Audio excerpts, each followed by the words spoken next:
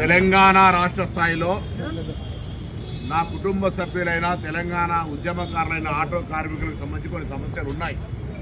మా ప్రభుత్వం వాటి పట్ల పూర్తిగా ఆలోచనతో వాటి సమస్యలన్నీ పరిష్కరించాలన్న ఆలోచనతో ఉంది. అందరికీ తెలుసు ఆర్థిక పరిస్థితి రాష్ట్రంలో ఏ విధంగా ఉందో.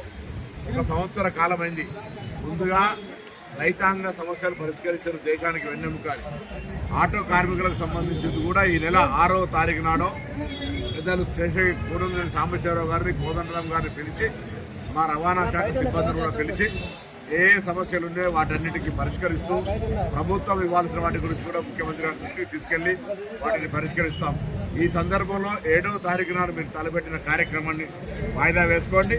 నేను మొదటి నుంచి కూడా కార్మిక పక్షపాతిని, విద్యార్థి నాయకుడిని, వామపక్షాలతో కలిసి ఉద్యమం చేసిన నాకు కార్మికుల కడుపు కష్టము నాకు తెలుసు.